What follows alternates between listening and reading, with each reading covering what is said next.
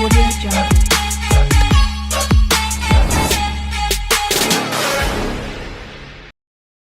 Hello everyone, ఈ వీడియోలో మనం పల్లవుల కోసం తెలుసుకుందాం. పల్లవులు ఏంటంటే వీరు కాదంబులకు సామంతులుగా అయితే పనిచేశారనమాట. వీరు పశ్చిమ చాళుక్యులు, గుప్తులు, కాదంబులు, వాకాటాలకు, పాండ్యులకు సమకాలికులుగా ఉన్నవారు అనమాట. సో కేపీ జైస్వాల్ వీళ్ళని ఉత్తర భారతదేశంలో గుప్తులతో పోల్చడం జరిగిందనమాట. ఒకసారి మనం ఫ్యాక్ట్ షీట్ కానీ చూసినట్లయితే ఇక్కడికి మహాపల్లవులని, అంటే ఈ పల్లవులకి మహాపల్లవులని, భూలోక సింహాలని కూడా అంటారు. స్థాపకుడు వచ్చేసరికి సింహ విష్ణు, గొప్పవాడు మొదటి నరసింహవర్మ, చివరివాడు అపరాజిత వర్మ. రాజధాని వచ్చేసరికి కంచి అన్నమాట. రాజచిహ్నం వచ్చేసరికి మాత్రం వృషభం, ఎద్దు అనమాట. ధ్వజ చిహ్నం వచ్చేసరికి శివుని ఆయుధము కట్వాంగం అన్నమాట. అధికార భాష సంస్కృతము. అధికార మతం వచ్చేసరికి జైన మతం అన్నమాట. వాస్తు శైలి ద్రావిడ. ప్రధాన కవులు వచ్చేసరికి దండి, భారవి అనమాట. ఈ విధంగా పల్లవుల యొక్క ఒకసారి రాజకీయ చరిత్ర కానీ చూసినట్లయితే సింహ విష్ణువు 560 నుంచి 590 30 సంవత్సరాలు పరిపాలించారు. ఇతను నవీన పల్లవ రాజ్య స్థాపకుడు అన్నట్టుగా మనం చెప్పవచ్చు. అవని సింహ, భూలోక సింహ అనే బిరుదులు కూడా ఈ సింహ విష్ణువుకు ఉన్నాయి. ఇతని ఆస్థానములోని భారవి అనే కవి కిరతార్జునీయము, శిశుపాల వధ అనే సంస్కృత రచన కూడా చేశారు. సింహ విష్ణువు జైత్రయాత్ర గురించి కూడా మత్త విలాస ప్రవాసం కూడా తెలియజేస్తుంది అనమాట. మొదటి మహేంద్రవర్మ క్రీస్తు శకం 590 నుంచి 630 కాలంలో పరిపాలించారు. ఇతని గల బిరుదులు తీసుకుంటే మనకి విచిత్ర చిత్తకార పులి, మత్త విలాస, గుణాకార, అవనిబాజ, శత్రుమల్ల, లలితాంకురుడు, గుణభద్ర అనే బిరుదులు కూడా ఉన్నాయన్నమాట. సో మహేంద్రవర్మ తొలిత జైన మతాన్ని అవలంబించిన తర్వాత అప్పర్ బోధన వల్ల శైవ మతాన్ని కూడా అవలంబించారనమాట. అంటే జైన మతాన్ని అవలంబించారు, అదేవిధంగా శైవ మతాన్ని కూడా ఈయన అవలంబించారన్నట్టుగా తెలుస్తుంది. ఇతను దక్షిణ భారతదేశంలోని కొండలను తొలిచి ఆలయ నిర్మాణాలు ప్రారంభించాడు. ఇతను బాదామి చాళుక్య రాజు అయిన 2వ పులకేశి చేత పుల్లూరు యుద్ధంలో ఓడినట్లుగా ఐహోళ శాసనం అయితే చెప్తుందన్నమాట. మహేంద్రవర్మ మొదటి నరసింహవర్మ క్రీస్తు శకం 630 నుంచి 660 మధ్య కాలంలో పరిపాలించారు. పల్లవ రాజుల గొప్పవాడిగా చెప్పవచ్చు మొదటి నరసింహవర్మని. ఇతను జారీ చేసిన బాదామి శాసనము పల్లవ చాళుక్యుల యుద్ధాల గురించి అయితే తెలుస్తుందన్నమాట. ఇతను క్రీస్తు శకం 642 జరిగిన మనమంగళ యుద్ధంలో 2వ పులకేశిని ఓడించి వాతాపి కొండ మరియు మహామల్లు అనే బిరుదును కూడా పొందారన్నట్టుగా విజయస్తంభాన్ని కూడా ప్రతిష్ఠించారన్నమాట. ఈ యుద్ధంలో నరసింహవర్మకు మారవర్మ సహాయపడ్డారు, అంటే సింహళరాజు సహాయపడ్డారనేట్టుగా తెలుస్తుంది అనమాట. ఇతను మామల్లపురం పట్టణం, అంటే మహాబలిపురం అనమాట నిర్మించాడు. ఇతని కాలంలో హ్యూయన్స్ అండ్ కంచిని కూడా సందర్శించారనమాట. 2వ మహేంద్రవర్మ గురించి మనం చూసినట్లయితే 668 నుంచి 670 మధ్య కాలంలో పరిపాలించారు. బాదామి చాళుక్యరాజు మొదటి విక్రమాదిత్యునిచే చంపబడ్డాడు అనమాట. సో ఇతని కాలంలో మహాబలిపురంలోని ఆది వరాహ దేవాలయంలో మొదటి నరసింహవర్మ చిత్రాలు అతని సతీమణితో సహా చెక్కబడ్డాయి. 2వ నరసింహవర్మ క్రీస్తు శకం 700 నుంచి 720 మధ్య కాలంలో పరిపాలించారు. ఇతను రాజసింహ, శంకరభక్త, ఆగమప్రియ మరియు ఆగమ నిలయ అనే బిరుదులు పొందారు. ఇతను ద్రావిడ శైలిలో మొదటిసారిగా దేవాలయం నిర్మించారనమాట. మహాబలీశ్వరంలో సముద్ర తీర దేవాలయం కూడా, కంచిలో కైలాసనాథ్ దేవాలయం కూడా కట్టించింది కూడా 2వ నరసింహవర్మ. ఇతని ఆస్థాన కవి ఎవరున్నారంటే దండి ఉన్నారు. సంస్కృతంలో దశకుమార చరిత్రను రచించారనమాట. ఇతను ద్వైపాక్షిక సంబంధాలతో భాగంగా తన దౌత్య బృందాన్ని కూడా చైనాకు పంపించారు. 2వ నందివర్మ క్రీస్తు శకం 731 నుంచి 796. ఇతను పల్లవ మల్లు బిరుదాంతకుడు అనమాట. ఇతను వైష్ణవుడు అనమాట. అశ్వమేధ యాగాన్ని అయితే నిర్వహించాడు. గాంగారాజు అయిన శ్రీకృష్ణు ఓడించి ఉగ్రదయ అనే బిరుదు గల వజ్రాన్ని సొంతం చేసుకున్నాడు. ఇతని కాలంలో బాదమ చాళుక్యరాజు విక్రమాదిత్య వల్లభరాజుపై దండెత్తి 2వ నందివర్మ సొంతం చేసుకున్నాడు. తన కుమార్తె వివాహం చేశాడు అనమాట. రాష్ట్రకూట రాజు దంతిదుర్గుడు కంచిపై దాడి చేసి 2వ నందివర్మను ఓడించి తన కుమార్తె రేవదేవుని నందివర్మకి ఇచ్చి వివాహం చేశాడు. సో ఇతని కంచిలో ముక్తేశ్వర ఆలయము, అదేవిధంగా వైకుంఠ పెరుమాళ్ ఆలయం కూడా నిర్మించారనమాట. వైకుంఠ పెరుమాళ్ ఆలయం ప్రాకారాలపై తన చరిత్ర శిల్ప రూపంలో చిత్రించుకున్న మొదటి రాజు కూడా ఇతను అన్నమాట.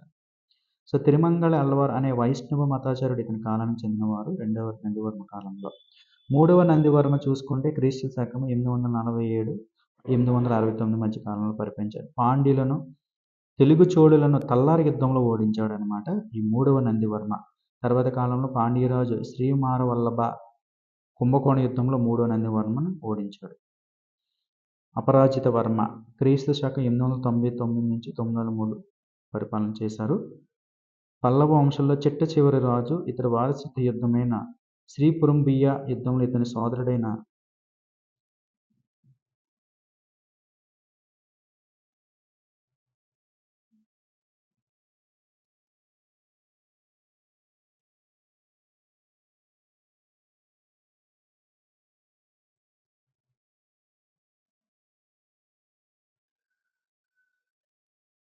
Sorry for the inconvenience.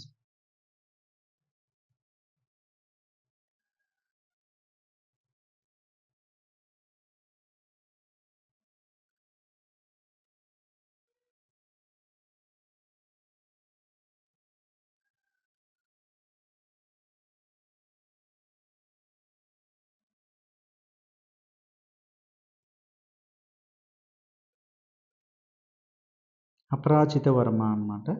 ఈ పల్లవ వంశంలో చిట్ట చివరి రాజు అన్నమాట ఈయన. ఇతను వారసత్వ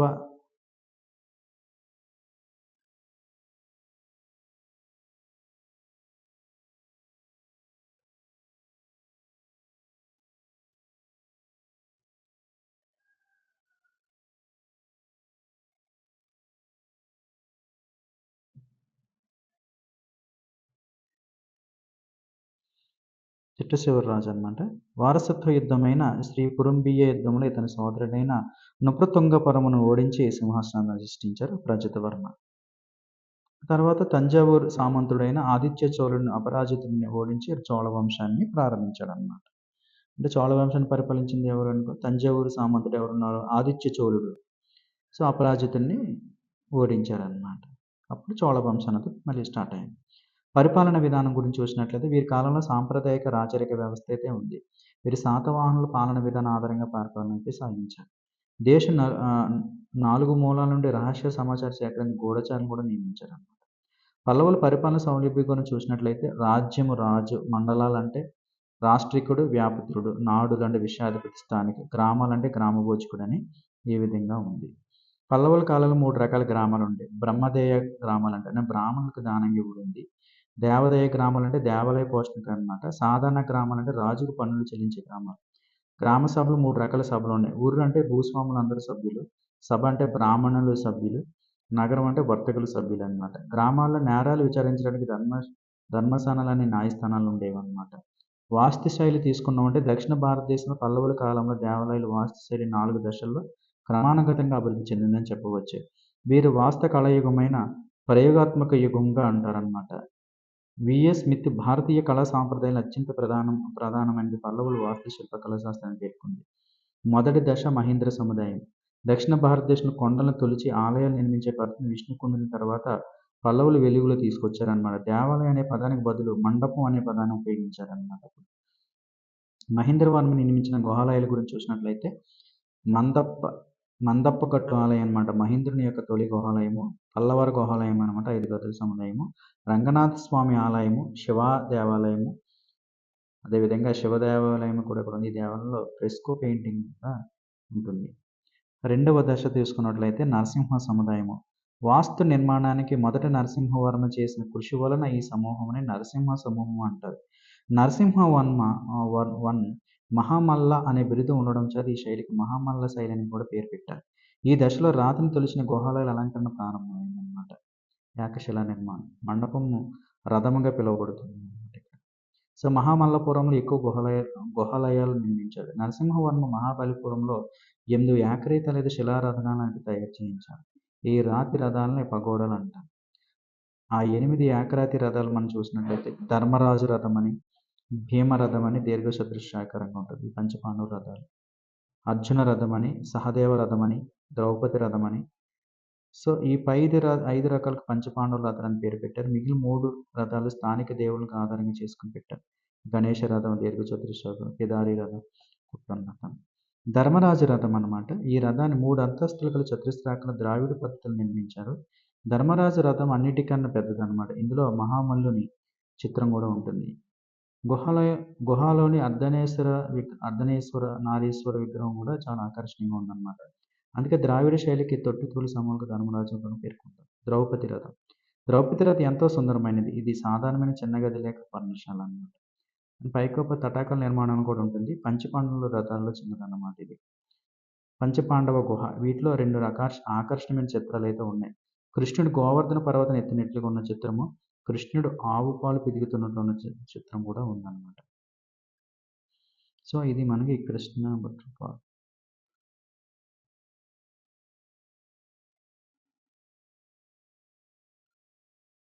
మూడవ దశ తీసుకున్నట్టయితే రాజసింహ శైలికి ఆద్యుడిగా ఉన్న రెండవ నరసింహవర్మని పిలుస్తారనమాట.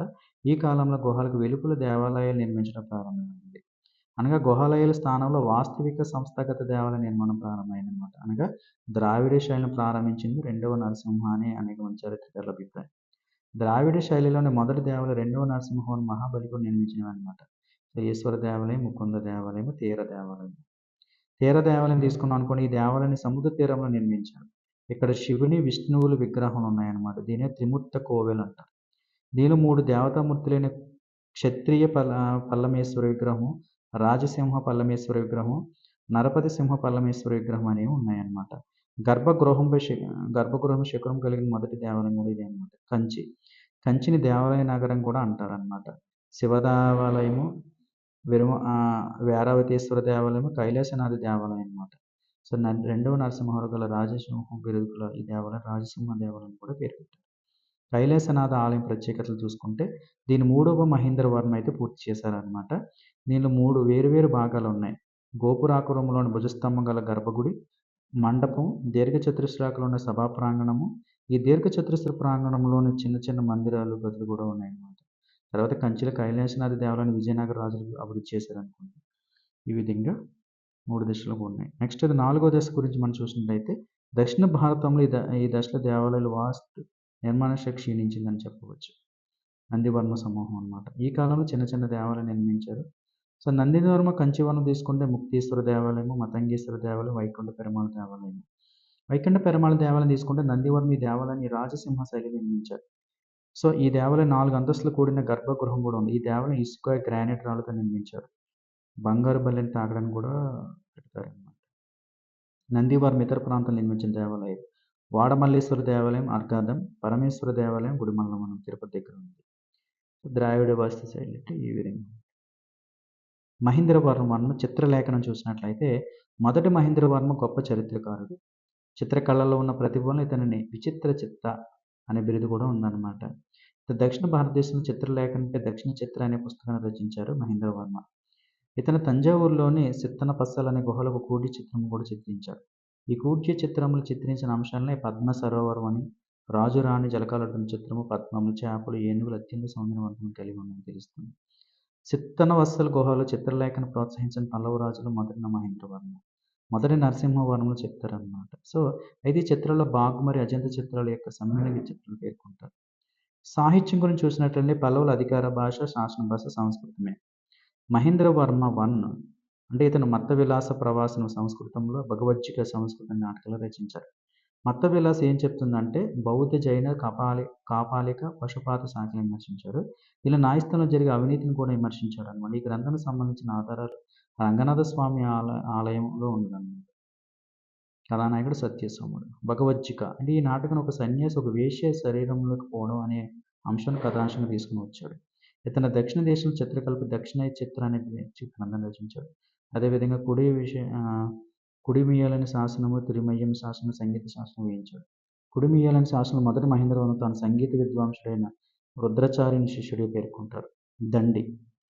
ఇక్కడ కవుల గురించి చూసినట్లయితే దండి రచన ఏం చేశారు? దశకుమార చరిత్ర అని, ఆవంతి సుందరి కథాసారని, కావ్య దర్శనాన్ని గ్రంథాలు అయితే రచించారన్నమాట.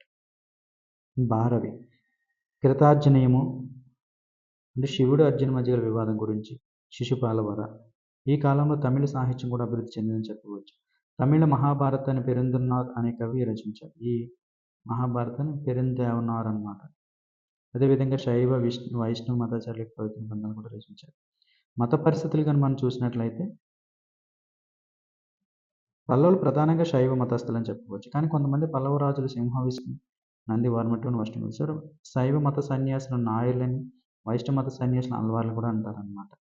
నాయన్నర్లనమాట. నాయన్నర్ తీసుకుంటే పెరియ పురాణం ప్రకారం మొత్తం 63 మంది నాయర్లున్నారు. 63 మందిలో ముఖ్య నాయర్లు అప్పర్, సంబందర్, సుందాకర్, మునక్కన్నాగర్, కలక్కెర ఉన్నారనమాట. వీరికి ప్రధాన కేంద్రంగా కంచి ఉండేది.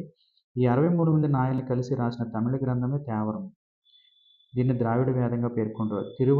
తిరువమణక్కర్ సాగర్ అనే శైవమత సన్యాసి తిరువసవం అనే తమిళ గ్రంథం రచించారు. వైష్ణవ మతం గురించి చూసినట్లయితే వైష్ణవ మత సన్యాసులు అల్లవార్లు అంటారనమాట. మొత్తం 16 మంది అల్లవార్లు.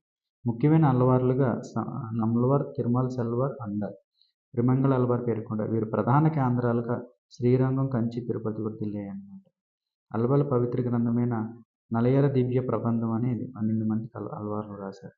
నందివర్మ టూ కాలంలో ఉన్న ప్రముఖ వైష్ణవ సన్యాసి తిరుమంగళ అల్వార్ నందివర్మ టూ సమయంలో తకువప అనే విష్ణుదేవులను నిర్మించినట్లుగా తకువప శాస్త్రం పేర్కొంటుందన్నమాట.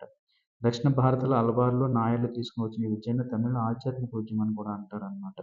అల్లవార్లు, నాయలు యజ్ఞయాగం తిరస్కరించి భక్తికి ప్రాధాన్యత ఇచ్చారు. అల్లవార్లు, నాయర్లు ధర్మశాస్త్రాలను తిరస్కరించారన్నమాట. అప్పర్ అనే గొప్ప నాయలు ధర్మశాస్త్రం రచించి వారిని తీవ్రంగా విమర్శించారు. అల్లవారు నాయలు చేపట్టిన ఈ ఉద్యమం మధ్య భారతంలో భక్తి ఉద్యమంగా మొదలైందన్నమాట. దక్షిణ భారతంలో బౌద్ధము, జైను తగ్గుముఖం పట్టిన ప్రధాన కారణం అల్లవారు నాయర్లు అన్నమాట. సో అయినప్పుడు కొంతవరకు కంచి, నాగపట్నం జైన మతం కేంద్రంగా ఉన్నాయి.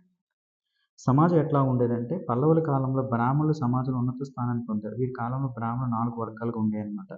తుడియం, బేణం, పర్యాన్, కడంగాన్. వీరి కాలంలో క్షత్రియ వర్గం సమాజంలో పాకవర్గంగా ఉండేది. యుద్ధంలో మరణించిన సైనికులను నెత్తురు కొడుకు అనే పేరుతో భూమిని ఇచ్చేవారన్నమాట. ఈ మరణించిన సైనికుల విగ్రహాలు ప్రతిష్ఠించి దాన్ని కల్నాడు అనేవారు.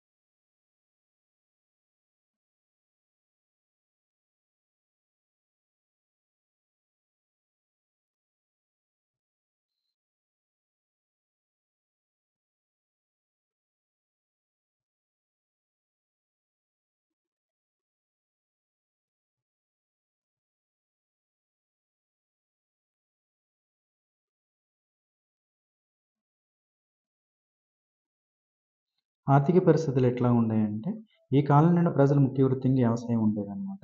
ప్రధాన ఆదాయ మార్గం భూమి శిస్తే ఉండేది. అంటే పల్లవుల కాలం భూమి శిస్తు 1/6 వంతు ఉండేది. వీరి కాలంలో నానాదేశీ, మణిగ్రామ అనే వర్తక సంఘాలు కూడా ఉండేవి. వీరు ఎక్కువగా చైనాతో విదేశీ వ్యాపారం అయితే చేసేవారన్నమాట. ఈ కాలంలో అష్టాదశ పరిహారాలు కూడా ఉండేవి. అంటే ప్రభుత్వం 18 రకాల పన్నులు వసినట్లు తెలుస్తుంది. సో 18 రకాల పన్నులు ఒకసారి బ్రీఫ్గా చూసినట్లయితే ఇలంపూడ్చి అంటే కళ్ళు గీత కనుమని, కళ్ళనుకోణం అంటే వివాహ పన్ను అని, నేర్పార్ అంటే నీటి పన్ను అని, ఇడైపూడ్చి అంటే పశుపోషణ, పురవాళన్ అంటే భూస్వామి, పారెక్కోణం అంటే చాకలి వారు వేసే పన్ను, కషక్కోణం అంటే కుమ్మరి వారు వేసే, తటుంకాయ అంటే కంసాలి, షెక్కు అంటే గానుగ పని వారు వేసే పన్ను, నేరేవారం అంటే నేరస్తులు పేరు, ఎట్టాయికోణం అంటే రేవు పన్ను, బ్రాహ్మణ రాసకన్నం అంటే బ్రాహ్మణులు కట్టే పన్ను. సో ప్రధాన రేవు పట్టణాలు తీసుకుంటే మహామల్లపురము, నాగపట్నం. ప్రధాన ఎగుమతులు వచ్చేసరికి సుగంధ ద్రవ్యాలు, ముత్యాలు. దిగుమతులు వచ్చేసరికి గుర్రాలు అన్నమాట. ఒకసారి మ్యాపింగ్ పాయింట్ కనుక చూసినట్లయితే రాజకీయ చరిత్ర అన్నది సింహవిష్ణు అయితే రాజ్య స్థాపన చేశారు. భూలోక సింహం అని, అవని సింహం అని ఉండేదన్నమాట. ఆస్థానిక వచ్చేసరికి భారవి ఉన్నారు. తర్వాత మొదటి మహేంద్రవర్మ వచ్చారు. మొదటి మహేంద్రవర్మ బిరుదోషి విచిత్ర చిత్త అని, చిత్తకార పులి అని, మత్త విలాస్ అని ఉన్నాయన్నమాట. పుల్లూరు యుద్ధం 2 పులికేష్టుతో జరిగిందన్నమాట. మొదటి నరసింహవర్మ గొప్పవాడు, మనమంగళ యుద్ధం, బిరుదోసరికి మహామల్ల అయితే ఉందన్నమాట. రెండవ మహేంద్రవర్మ రెండవ నరసింహవర్మ తీసుకుంటే రాజసింహ అని, శంకర భక్తి అని, ఆకమయ్య అని, ఆస్థాన కవి దండి అనమాట. రెండవ నందివర్మ బిరుదోసరికి పల్లమల్లు అని దంతదుర్గపై కంచి దాడి చేశారన్నమాట. వైకుంఠ పెరుమల నిర్ణయాలు చేశారు. మూడవ నందిధర్మ తల్లేరు యుద్ధము, కుంభకోణ యుద్ధము. అపరాజిత వర్మ చివరి రాజు అనమాట. శ్రీపురం యుద్ధం అయితే చేశారనమాట. ఈ విధంగా రాజవంశం అయితే ఉంది.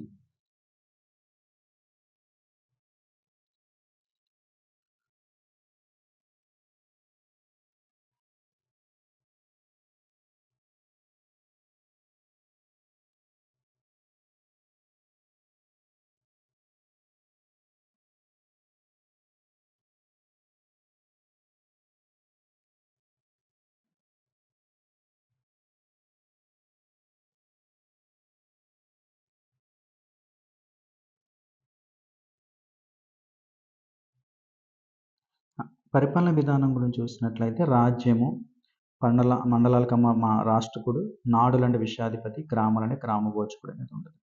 రాజ్యము, మండలాలు ఉంటాయి. రాష్ట్రకుడు, నాడులంటే విషయాధిపతి, గ్రామభోజకుడు.